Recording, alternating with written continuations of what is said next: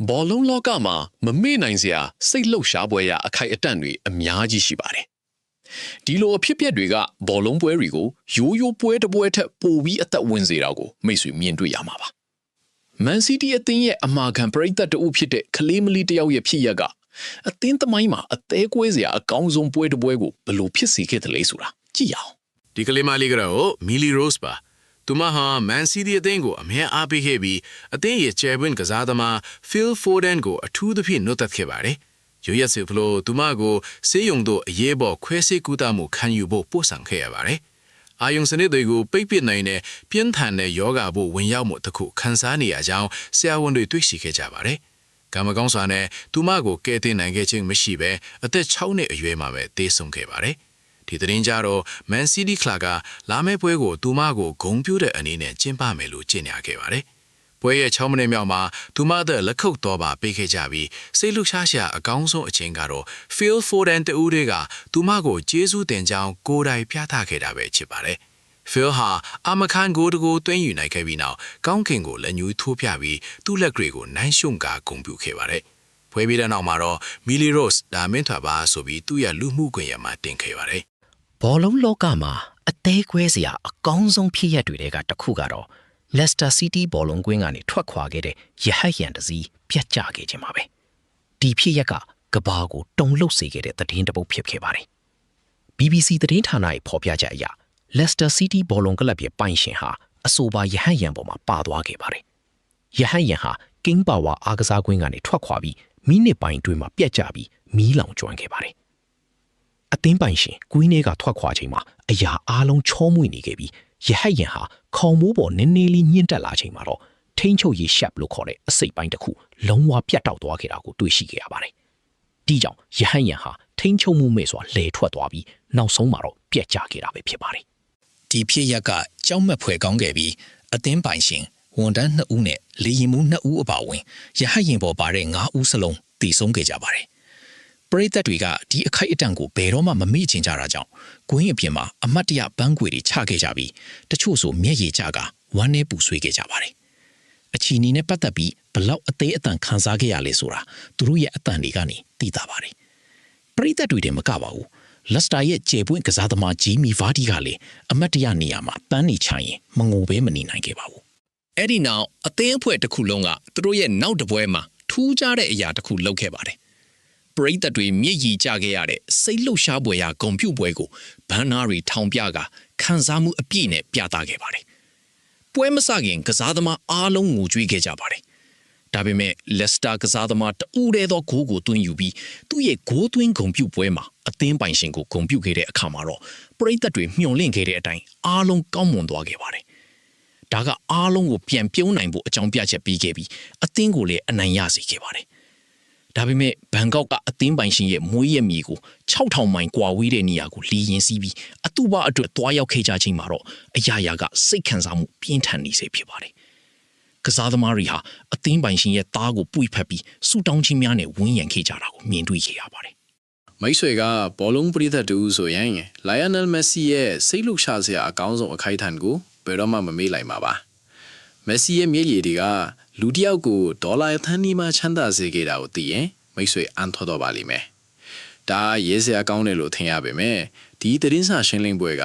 မက်ဆီရဲ့ဘဝမှာအခက်အခဲဆုံးအချိန်ဖြစ်ခဲ့တာပါ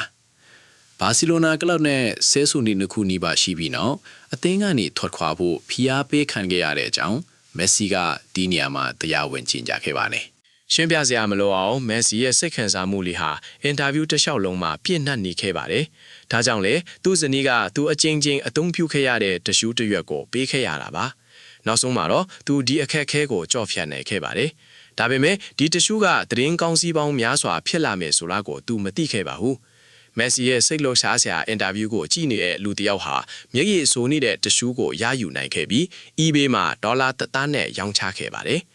သူ့ရဲ့အဆိုအရဒီတဆူစာ Nexi ရဲ့မျိုးဗီဇတွေပါဝင်ပြီးသူ့လိုဂန်နဝင်းကစားသမားတူကိုအနာဂတ်မှာကူးပြောင်းဖို့အသုံးပြုနိုင်တယ်လို့ဆိုပါတယ်။နောက်ထပ်ဘောလုံးကျယ်ပွင့်တူရဲ့အသေးကွဲစရာအကောင်းဆုံးအခိုက်အတန့်ကတော့ Instagram ပေါ်ကရာဇဝတ်သားတွေကြောင့်ဖိတ်ခဲ့တာကိုမိတ်ဆွေကြားသိရရင်ဘယ်လိုခံစားရမလဲ။ Jack Grealish ဟာစိတ်လှုပ်ရှားစရာကောင်းတယ်လို့မထင်ရတဲ့ပုံတစ်ပုံကိုတင်ခဲ့ပါတယ်။ သူနဲ့သူ့ခွေးလေးပုံမှန်ပျော်ရွှင်နေတဲ့ပုံပါပဲဒါပေမဲ့ caption မှာတော့ကြောင်းမဲ့ဖွယ်ရာအကြောင်းအရာတစ်ခုကိုဖော်ပြခဲ့ပါတယ်ရာဇဝတ်သားတွေဟာ Jack ကိုအချိန်အတော့ကြာစောင့်ကြည့်နေခဲ့ကြတာဖြစ်ပါတယ်သူ့ရဲ့ပုံများစွာမှာကမ္ဘာစရဲကြီးစုံနိုင်များစွာကိုဝစ်ဆင်ထားတာကိုတွေ့ရှိခဲ့ရပါတယ် သူ့ရဲ့လက်ကဝတ်မှာအမြဲတမ်းဖို့ရှိတဲ့အရာတစ်ခုခုရှိနေတာကိုတွေ့ရပါတယ်။ဒါကြောင့်သူ့ရဲ့နာယီစုဆောင်းမှုတစ်ခုလုံးရဲ့တန်ဖိုးကဒေါ်လာ1 သန်းကျော်ရှိခဲ့ပါတယ်။ဒါကရာဇဝတ်သားတွေတတိထားမိခဲ့တဲ့ပထမဆုံးအချက်ပါ။ဂျက်ဟာအသစ်ဆက်ဆက်အင်ကြီးခြံကြီးကိုပြောင်းရွှေ့လိုက်တဲ့အခါမှာတော့ပိုပြီးသတင်းကြီးလာခဲ့ပါတယ်။ဒီနေရာကမယုံနိုင်လောက်အောင်ကြီးမားနေပြီဖြစ်ပေမဲ့ဂျက်ကပိုကြီးအောင်ပြုပြင်ဖို့စီစဉ်ထားခဲ့ပါတယ်။ဒါကြောင့်အိမ်ရဲ့အတွင်းပိုင်းနဲ့အပြင်ပိုင်းပုံစံဒီဇိုင်းတွေပေါက်ကျသွားခဲ့ပါတယ်။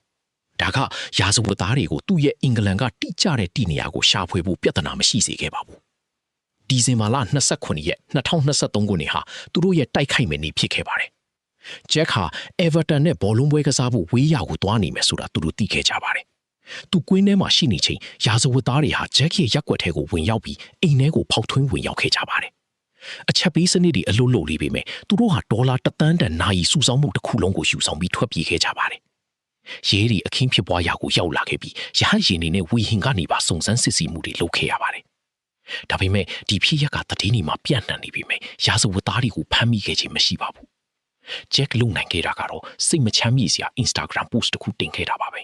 ။လွန်ခဲ့တဲ့ရက်အနည်းငယ်ကကျွန်တော်အိမ်မှာဖြစ်ပွားခဲ့တဲ့ခိုးယူမှုကြောင့်ကျွန်တော်ဘလောက်တောင်စိတ်ပြတ်နေလဲဆိုတာရှင်းပြလို့တော့မရပါဘူး။ဒါဟာကျွန်တော်တို့အားလုံးအတွက်စိတ်ထိခိုက်စရာအတွေ့အကြုံပါပဲ။ဘယ်သူမှတိုင်ရမရခဲ့လို့ကျွန်တော်ကြည်စုတင်ပါတယ်။လွန်ခဲ့တဲ့12လအတွင်းအံ့ဩစရာကောင်းတဲ့အတွေ့အကြုံတွေနဲ့အောင်မြင်မှုများစွာရခဲ့ပါတယ်။ဒါပေမဲ့ယူယူသားသားပြောရရင်ဘောလုံးလောကမှာကျွန်တော်ဘဝရဲ့အကောင်းဆုံးနှစ်ခုတောင်ခုမပြုနိုင်တော့ပါဘူး။ဒီလိုကြောက်မက်ဖွယ်ကောင်းတဲ့ရာဇဝတ်မှုတွေကိုကျူးလွန်တဲ့သူတွေဟာလူတွေရဲ့ဘဝတွေကိုဘယ်လောက်ထိထိခိုက်စေလဲဆိုတာဘယ်တော့မှနားမလည်နိုင်ပါဘူး။သူတို့ကိုရှာဖွေပြီးတရားမျှတမှုရရှိစေဖို့မျှော်လင့်ပါတယ်။ဒါမှတခြားမိသားစုတွေကျွန်တော်တို့ကြုံတွေ့ခဲ့ရတယ်လို့မျိုးမကြုံတွေ့ရမှာပါလူကြီးသားခဲ့ပါတယ်ဒါပေမဲ့ဘောလုံးကစားသမားကဦးကြုံတွေ့ရတဲ့စိတ်ခံစားမှုအခိုက်အတန့်က oneness ရအဆုံးသတ်နဲ့ပြီးဆုံးတာမဟုတ်ပါဘူး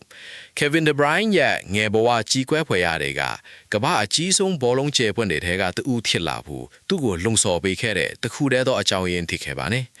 Kevin ဟာဘောလုံးကစားရင်ကြီးပြင်းလာခဲ့တဲ့ကလေးတစ်ယောက်ဖြစ်ပြီးပရိုကစားသမားဖြစ်လာဖို့အိမ်မက်ခဲ့ပါတယ်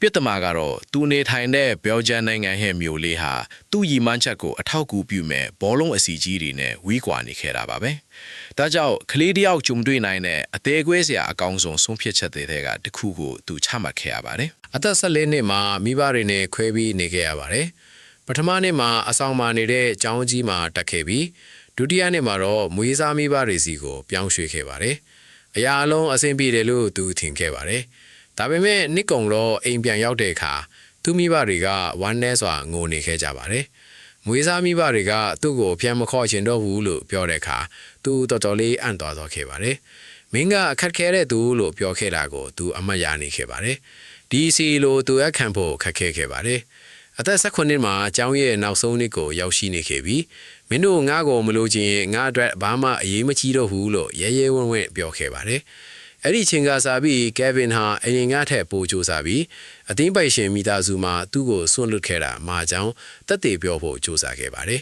။ဒီစိတ်သက်ခွန်နာကသူ့ကိုကမ္ဘာအကျော်ကြားဆုံးကလပ်တွေထဲကတစ်ခုဖြစ်တဲ့ Man City ကိုရောက်ရှိစေခဲ့ပါတယ်။သူဟာထူးချွန်တဲ့ကစားသမားတစ်ဦးဖြစ်လာုံဒါမကကမ္ဘာကသူ့ level ကိုသိလာအောင်လည်းဖန်တီးနိုင်ခဲ့ပါတယ်။သူဟာနှစ်ကြိမ်တိုင်း Player of the Year ဖြစ်လာခဲ့ပြီးဘောလုံးစံချိန်တွေကိုချိုးဖျက်ခဲ့ပါတယ်။စိတ်လှုပ်ရှားစရာကောင်းတဲ့ဂိုးတွေသွင်းယူခဲ့ပြီးပြန်ပွဲဖလားတွေအများအပြားရရှိခဲ့ပါတယ်။နောက်ဆုံးမှာတော့သူဟာကမ္ဘာပေါ်ကအကောင်းဆုံးဘောလုံးကစားသမားတွေကတဦးအဖြစ်တရားဝင်သတ်မှတ်ခံခဲ့ရပါတယ်။နောက်ဆုံးစိတ်ခံစားမှုအခိုက်အတန့်တစ်ခုအနေနဲ့တမိုင်းမှာအကျန်းဆုံးဘောလုံးကစားသမား Zlatan Ibrahimovic ကိုတောင်မျက်ရည်ကျစေခဲ့တဲ့အသေးကွဲစရာဖေးရတစ်ခုကိုပြောပြပါမယ်။တတူးတွေနဲ့ပြည်နေပြီး Gladiator လိုလေ့ကျင့်ခန်းကတခြားကစားသမားတွေကိုတောင်ထိခိုက်အောင်ပင်ထန်ထန်ကစားတတ်တဲ့သူတယောက်ကကဘာကိုမျက်ရည်ကျပြမယ်လို့မိတ်ဆွေဘယ်တော်မှမျှော်လင့်မိမှာမဟုတ်ပါဘူး။ဒါပေမဲ့သူနဲ့သူ့ရဲ့ AC Milan ကလပ်အကြားဖြစ်ပယ်ခဲ့တာတွေကတော့ဒီလိုဖြစ်လာစေခဲ့ပါတယ်။ Zlatan ဟာ AC Milan တဲ့စတင်ကစားကလေးကသူ့ရဲ့ထူးခြားတဲ့ကစားဟန်တွေနဲ့ဆယ်စုနှစ်တစ်ခုကြာမရခဲ့တဲ့ဖလားတွေကိုအသင်းကိုရယူပေးနိုင်ခဲ့တဲ့အတွက်ပရိသတ်တွေရဲ့အသေးကြော်ဖြစ်ခဲ့ပါတယ်။သူ့အတွက်ဒါဟာဘောလုံးထက်ပိုပါတယ်။သူကစားခဲ့တဲ့ဒေတာဟာသူ့အတွက်ပိုပြီးအရေးကြီးခဲ့ပါတယ် ဒါကြောင့်သူဟာဒေသခံလူထုကိုကူညီဖို့သူ့ကိုယ်ပိုင်ဒေါ်လာသိန်းပေါင်းများစွာကိုလှူဒန်းခဲ့ပါတယ်ဒေသခံစေယုံတွေအတွက်လည်းဒေါ်လာ1 သန်းကျော်ရန်ပုံငွေရှာဖွေပေးခဲ့ပါတယ်ကွင်းပြင်ပမှာရောကွင်းထဲမှာပါသူ့အသင်းဖော်ဒီနဲ့ပရိသတ်တွေအတွက်ဇလာတန်လှုပ်ခဲ့တဲ့အရာအားလုံးကသူ့ကို AC မီလန်ရဲ့ icon တဦးဖြစ်လာစေခဲ့ပါတယ်နောက်ဆုံးမှာတော့ပရိသတ်တွေကြောက်ရွံ့ခဲ့ရတဲ့ချိန်ရောက်လာခဲ့ပါတယ်ဇလာတန်ဟာဘောလုံးလောကကိုစွန့်ခွာမဲ့အရွယ်ကိုရောက်ရှိခဲ့ပါတယ်ဒါကြောင့် AC မီလန်ကသူ့ရဲ့အနားယူပွဲအတွက်အထူးပွဲတစ်ခုစီစဉ်ခဲ့ပါတယ်သူဟာနောက်ဆုံးချိန်ကွင်းလေးကိုလှုပ်လှမ်းလာချိန်မှာကွင်းတစ်ခုလုံးစိတ်ခံစားမှုတွေပြင်းထန်ခဲ့ပါတယ်ပရိသတ်တွေမျက်ရည်တွေစီးကျနေခဲ့ပြီးသူ့ရဲ့အသင်းဖော်ဒီအားလုံးလက်မထိုးထားတဲ့ဂျာစီကိုပေးအပ်ချိန်မှာတော့သူ့ဇနီးနဲ့တတိုးထိုးထားတဲ့ပရိသတ်တွေအပါအဝင်ရာပေါင်းများစွာသောပရိသတ်တွေငိုကြွေးခဲ့ကြပါတယ်ဇလာတန်ကိုယ်တိုင်လည်းသူ့မျက်ရည်တွေကိုထိန်းချုပ်ထားနိုင်ခြင်းမရှိခဲ့ပါဘူးဒီလိုခံစားမှုပြင်းထန်တဲ့အခိုက်အတန့်တွေကဘောလုံးလောကကိုလူသားဆန်တဲ့စိတ်ခံစားမှုတွေနဲ့ပြည့်နှက်နေစေတာကိုပြသနေပါတယ်